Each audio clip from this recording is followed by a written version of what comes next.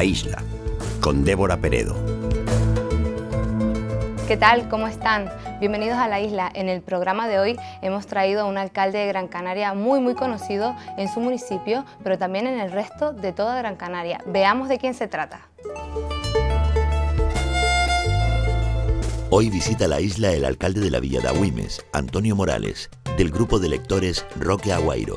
Morales cuenta con una larga trayectoria política y es uno de los alcaldes más antiguos de Gran Canaria, con 27 años a la cabeza del gobierno de su municipio. Además, ha sido consejero del Cabildo de Gran Canaria y presidente fundador de la Mancomunidad del Sureste. Bienvenido, Antonio Morales. Bienvenido, alcalde. Ya lo han comprobado, hoy nos acompaña Antonio Morales, es el alcalde del municipio de la villa de Agüimes. ¿Qué tal, señor alcalde? Bienvenido a La Isla. Muchísimas gracias, encantado de compartir este ratito con ustedes. Bueno, es usted uno de los alcaldes más queridos, no solo en su municipio, como decíamos, sino en el resto de Gran Canaria, y que de hecho en muchos otros municipios muchos políticos lo ponen como un ejemplo a seguir por su buena labor, por su buena gestión. ¿Es así? ¿Así se lo hacen llegar a su persona? Pues la verdad siempre he comentado que en política no debe salir y entrar con las manos limpias y solo debe quedarse con el afecto y el reconocimiento de los ciudadanos. Yo creo que esa es la parte más importante, la más gratificante. Y desde luego, la verdad es que sí, la verdad es que en general bueno, me siento respetado, yo no sé si querido, pero sí que no me siento rechazado. Desde luego es una enorme satisfacción constatar cuando llegan las elecciones que en el municipio te apoyan y luego sí que percibe bueno, que ciertos afectos, ¿no? Cuando más allá de las fronteras del municipio. Sí, porque estamos hablando de unos 26, 27 años que lleva usted como alcalde y es difícil quizá, ¿no?, en tantos años mantener siempre esa imagen y contento al pueblo, a los ciudadanos, no solo como alcalde, como político, sino también como vecino. Sí, bueno, primero yo formo parte de un equipo, me siento así, parte de un equipo. Es verdad que probablemente sea la parte más visible y que en un municipio además, y como está nuestro sistema electoral, pues el alcalde pues juega un papel institucional singular, ¿no? Quizás de mayor relevancia de cara a la ciudadanía. Pero sí, la verdad es que, como comentábamos antes, el refrendo de los ciudadanos, bueno, es un acicate más. Siempre he dicho que el día que falten ganas, ilusiones, capacidad de generar nuevas ideas, nuevas propuestas de trabajo, el día que falle eso, yo creo que tienes que renunciar, ¿no? Pero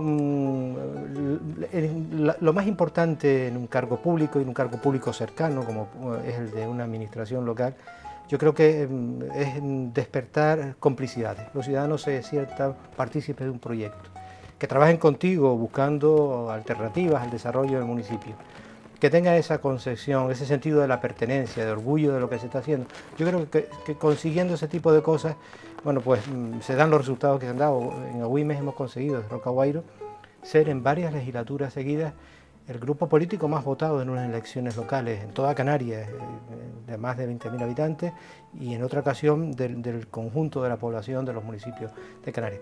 Por lo tanto, es una satisfacción, sobre todo eso, concitar complicidades, que me parece que no tiene sentido trabajar de una administración de arriba hacia abajo, si no es desde la participación de todos, ¿no? Desde luego, yo creo que esa es la base de la política, ¿no? Al fin y al cabo, el pueblo los elige como representantes de ellos mismos, ¿no? De nosotros mismos, del pueblo. Y si no hay una complicidad entre aquella persona a la que elegimos para que esté al frente, en este caso del municipio de Agüimes, es un poco ilógico, incoherente, ¿no? Que sucede en muchos otros municipios que la gente pues se queja o de esa poca cercanía, de esa poca complicidad que usted ha definido muy bien con esa palabra que tiene que haber entre el político y el pueblo. Sí, y además yo creo que estamos viviendo en estos momentos una situación muy difícil para la democracia, para las instituciones públicas. Hay un rechazo de los ciudadanos a la manera de cómo se está concibiendo la política. Se ha instalado la mentira, se miente desde el gobierno, se miente desde los parlamentos, se miente desde los partidos políticos. Eso produce un profundo desafecto. Por otra parte, estamos viendo cómo el poder de la economía, lo que entre comillas llamamos mercado, que es el neoliberalismo, el capitalismo más salvaje, está tomando decisiones en vez de tomar a los gobiernos, está imponiendo decisiones que están propiciando ajustes, recortes, miedo, paro, pobreza y exclusión social. Por lo tanto, claro, los ciudadanos, esa percepción de que la política, de que las instituciones no le está defendiendo, no cala en el sentir popular. Y eso es muy grave. Muy grave porque, entre otras cosas, en Europa en estos momentos está aumentando preocupantemente la extrema derecha, los movimientos populistas, que eso sucede cuando los ciudadanos no se sienten representados. Cada vez la lejanía de las urnas es mayor. Pero sigo defendiendo que la política más importante, la que decide cosas, la que mantiene la democracia, la que genera, como decíamos antes, complicidades, es decir, participación activa de los ciudadanos, es la local. Ya decía Tocqueville, era un filósofo francés de la Ilustración, que dice que el municipio es el lugar donde reside la fuerza de los pueblos libres. Es en el barrio, en la colectividad, en el municipio, en la comunidad local, donde todavía se pueden generar la fuerza de los ciudadanos para construir el futuro de un pueblo. Bueno, señor alcalde, estamos hablando pues de un ejemplo de cómo debería llevarse un municipio políticamente, ¿no? Pero todo tiene su principio. ¿Cómo fueron esos inicios suyos al meterse en el mundo de la política? Yo era un joven que estaba estudiando en la Universidad de La Laguna, cuando se produce el paso de la dictadura a la democracia. Esos momentos de transición muy ilusionantes, había una participación general de la ciudadanía por transformar la realidad. Y en Agüimes, un grupo de gente joven, fundamentalmente joven, con el movimiento vecinal, las acciones de vecinos. Agüimes era una zona muy deprimida, con muchísimas necesidades, no había infraestructura ni equipamiento. Un grupo de jóvenes decía, oye, pues vamos a dar el paso, o sea, llegan las primeras elecciones democráticas, ¿por qué no creamos una candidatura? ¿Por qué no nos presentamos? Y al igual conseguimos un par de concejales y por lo menos hacemos oír nuestra voz en el pleno del ayuntamiento. Recuerden que en aquella época tenía la UCD un enorme poder, arrasó en las elecciones. Y yo estaba en La Laguna y desde allá seguía, era un joven de 18 años, 19 años y seguía aquello con mucha atención. Me ilusionaba mucho aquel proyecto y con mi familia, bueno, pues hacía un seguimiento continuo. Ese grupo se presenta a las elecciones y resulta que sorprendentemente los ciudadanos le dan la mayoría absoluta. Le dan la mayoría hasta ahora, es decir, desde el año 79 hasta ahora, Roque Aguairo ha seguido gobernando en Agüimes. Yo llegué ya ganadas las elecciones, en esa primera etapa, ya termino mi carrera y me incorporo a trabajar con ese grupo de gente. En la siguiente legislatura me proponen como concejal, fui concejal de Cultura y otras cosas más, y a la siguiente ya me dicen que yo tengo que asumir una enorme responsabilidad, me dio el telele, todo este tipo de cosas, pero bueno, al final opté por aceptar la propuesta de los compañeros hasta ahora. Pero fue así, y lo digo porque en estos momentos es importante también transmitir esa idea. Se pueden cambiar las cosas de las instituciones, no podemos renunciar a defender la democracia, a trabajar desde las instituciones públicas, desde la política. Y en aquella época éramos jóvenes que creíamos y pudimos cambiar la realidad, transformamos el municipio, llegando al ayuntamiento de las instituciones. Eso se puede seguir haciendo hoy día porque hay mucha gente que se aleja de la política, los jóvenes que no quieren saber de la política, que les produce un profundo rechazo. Y no podemos renunciar, es verdad, a pesar de todos los errores que se han cometido, no podemos renunciar a construir nuestro futuro y a tener nosotros la autonomía suficiente de poder gestionar nuestros recursos. Estamos hablando de que desde los principios de los inicios han recibido un apoyo casi mayoritario, por no decir, por ejemplo, en las primeras elecciones mayoría absoluta. Siempre. Incluso en 2 o 3 ocasiones, como comentaba antes, hemos sido el grupo más votado en toda Canarias, ¿no? Y eso no es lo normal, y comparándolo quizá con otros municipios, no es fácil conseguir una mayoría absoluta en las elecciones. No es fácil, no es fácil. Porque eso significa que en el caso nuestro estamos hablando de un 70% de la población que acude a votar y que vota por una opción política. Pero es lo que comentábamos antes, ¿no? Nosotros además participamos en las elecciones como agrupación de electores. Nosotros necesitamos la firma de al menos 500 ciudadanos para poder presentarnos. y hacemos una convocatoria antes. La verdad es que se acercan hasta el notario, hasta el secretario del ayuntamiento, más de 2000 personas para apoyarnos. Es decir, Roca Guairo es un sentimiento, ¿no? Se ha convertido en algo que pertenece no a unas siglas, no a una agrupación cultural como somos nosotros, no a un partido político, ¿no? Sino a un conjunto de hombres y mujeres que han ido construyendo la historia del municipio desde varias décadas. Sí, por eso le quería preguntar, ¿no? ¿Qué tiene Roca Guairo, qué ofrece a sus habitantes para que estén tan contentos, ¿no? Y para recibir ese apoyo continuo? Roca Guairo sigue siendo movimiento vecinal y seguimos trasladando a los vecinos nuestra propuesta y escuchándoles. Ahora mismo estamos preparando una ronda de asamblea por todos los barrios donde hacemos llegar nuestra propuesta y escuchamos las propuestas. Pero sobre todo lo que Roca Guairo ha transmitido son realidades, hechos concretos. Nosotros, cuando llegamos en el año 79 al ayuntamiento, la mayoría de los núcleos de población tenían ni agua potable, ni alumbrados públicos, ni saneamiento, asfaltados en las calles, no había nada de eso, ¿no? No nos digo ya lo que era tener una cancha o un pabellón o una casa de la cultura o un club de mayores o una residencia, una piscina, bueno, todo eso lo hemos ido construyendo. Hoy Agüimes tiene, por ejemplo, el mayor número de metros cuadrados de instalaciones deportivas por habitante de Canarias. Tenemos unas infraestructuras y unos equipamientos muy por encima de la media de Canarias. Diseñamos una propuesta de desarrollo económico diversificada que tenía que ver el litoral, la zona intermedia, la zona de medianía. Pusimos en marcha proyectos pioneros para toda Canarias con una propuesta de turismo rural, municipal. Agüimes no ha tenido nunca déficit económico, es un ayuntamiento saneado. Bueno, esas son realidades. Por lo tanto, estás trasladando a los ciudadanos, es decir, el pasar de una situación fuertemente deprimida. Recuerden que estábamos en el triángulo de la pobreza, se conocía así a nuestra zona, y hoy afortunadamente pues tenemos un nivel económico desde el municipio también, desde las instituciones públicas por encima de la media. Eso yo creo que es la razón, es decir, no dejar de contar con los ciudadanos, hacerles partícipes del proyecto, trabajar codo a codo con el movimiento vecinal y luego hacer realidad los proyectos, las ideas y las ilusiones de los ciudadanos, ¿no? Nos está usted comentando cómo se encontraba el municipio antes de que llegara Roca Guairo, pero desde su punto de vista, ¿cuál cree que ha sido pues, el avance más grande o más importante que han hecho por su municipio, que han hecho desde su partido por el municipio de Agüimes? Yo señalaría tres aspectos.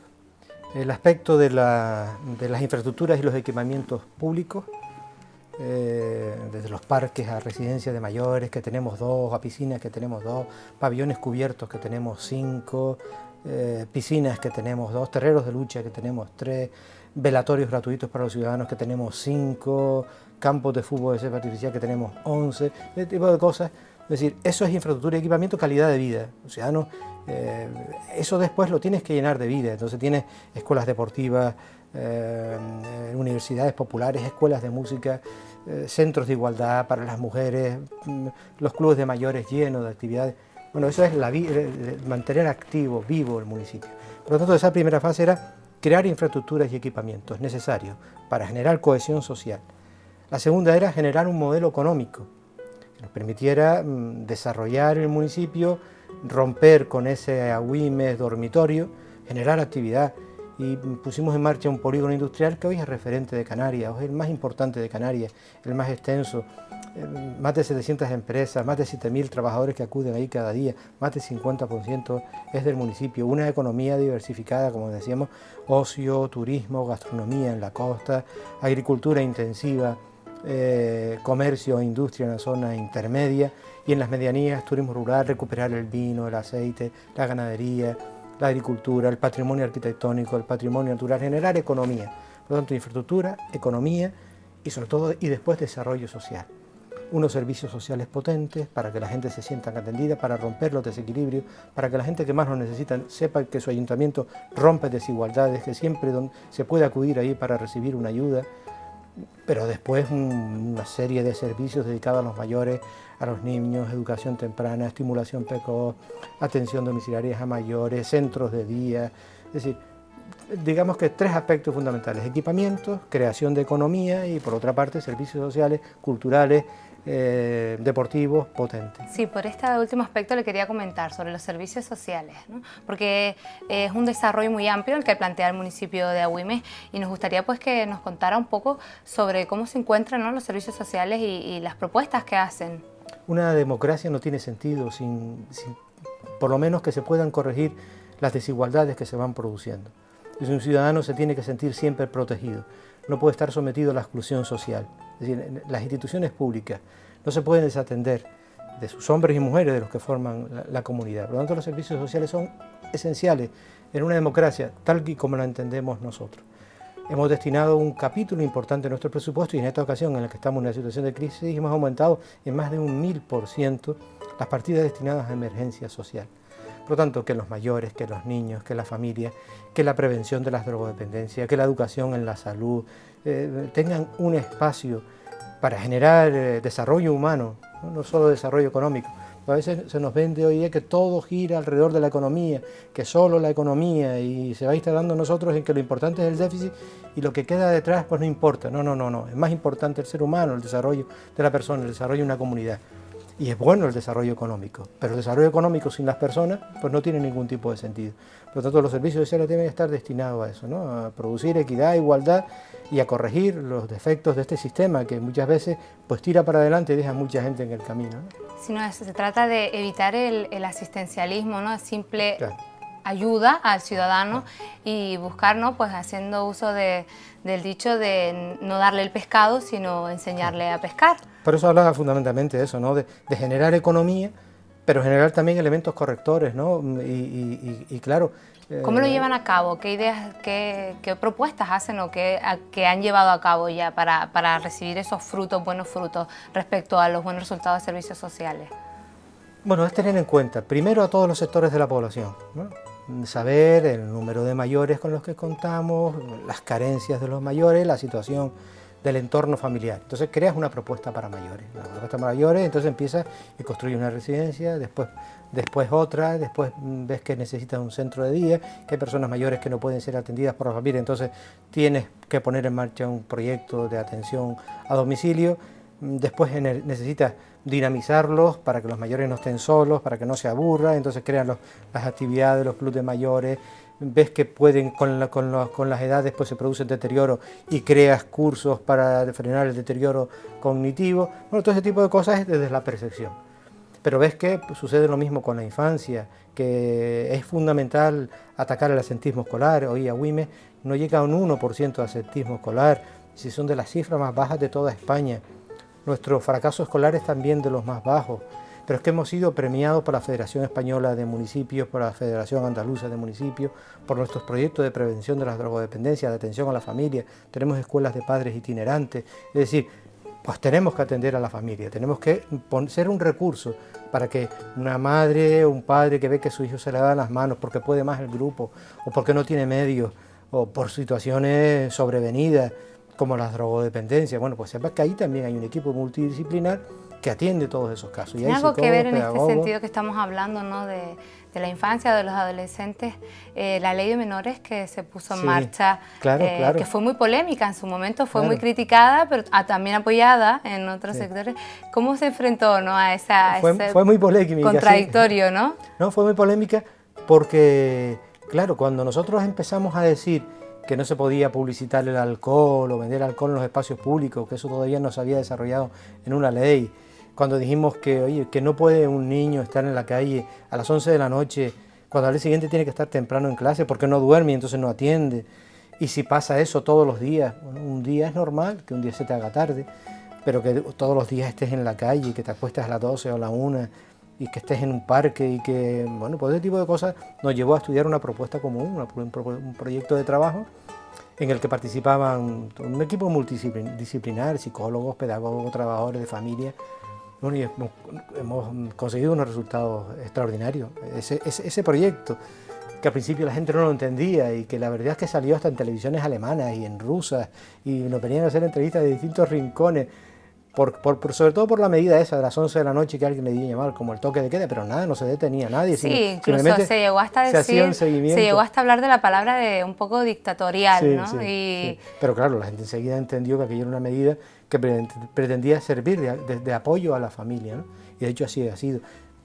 Cada año, además, hacemos unas jornadas, estamos a final de este mes, creo que son las jornadas número 12, hacemos unas jornadas donde repasamos con los técnicos municipales, pero también con expertos de otros lugares, españoles, internacionales, todo lo que se mueve en torno a la protección de la familia, los jóvenes y los menores.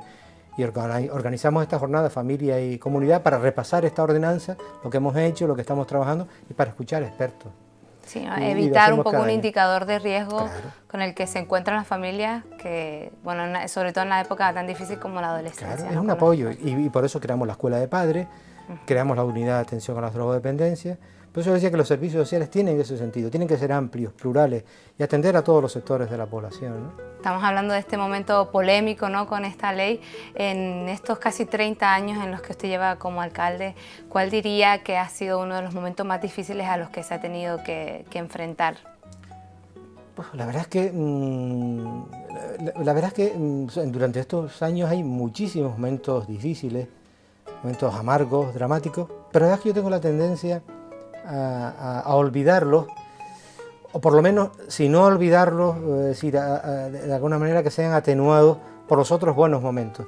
Hay momentos dramáticos además que no debes olvidar porque se te queda en el subconsciente. Viví, por ejemplo, el accidente de Barajas, ¿no?, y estar allí recibiendo a tanto fallecido del municipio. Ese tipo de cosas se te quedan para siempre, ¿no?, como cargo institucional, pero desde luego como persona. Hay momentos de esas características, o como cuando se viene abajo el Risco en Guayadeque y los vecinos no querían salir y yo tengo que forzarlo y esa madrugada se cae, pues te impresiona mucho lo que pudo haber pasado y no pasó.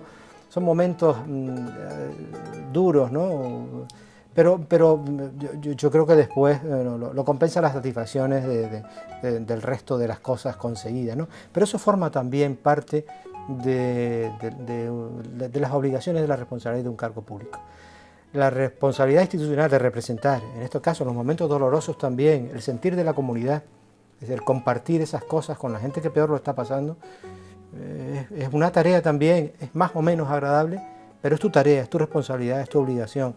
Y la de los ratos buenos, bueno, pues esa es más fácil, ¿no? Hay que pasar por ambos lados, ¿no? Sí, de ambas caras. Sí, pero es una parte como la vida, como sucede a todos en una familia y tenemos los momentos buenos y los momentos malos. Todos hay que vivirlo, todo forma parte además de ese crecimiento, en este caso como persona, cuando en el ámbito familiar, pero también en el ámbito de la institución, en el ámbito de la comunidad, se viven buenos y malos momentos.